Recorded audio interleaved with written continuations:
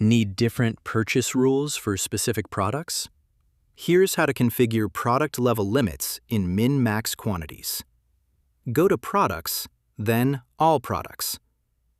Click Edit on the product you want to configure. Scroll down to the Product Data section and click the General tab. Here, you'll see the product limit options. Let's go through each one. Exclude Min/Max rule removes all purchase restrictions for this product. Other products still follow the global limits, but this one becomes unrestricted. Override Global enables product-specific rules.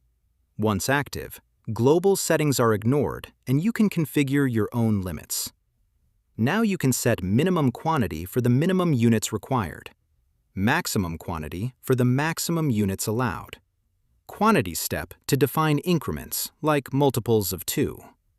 Minimum total value and maximum total value set minimum and maximum price thresholds for this product. Ignore category limits prevents category-level restrictions from applying to this product. Useful when the product is in a restricted category but needs different rules.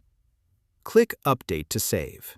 These rules now apply only to this product, overriding global settings. Now, let's understand the rule hierarchy. Product-level limits always take precedence over category and global-level limits. The plugin checks rules in this order: role-based, product variation, product, category, then global. For example, if the global level limit is a maximum of 20 units and the category level limit is a maximum of 10 units, but the product level limit is a maximum of 5 units, customers can purchase a maximum of 5 units. Product level wins. That's it. You now have custom purchase rules for specific products. Thanks for watching.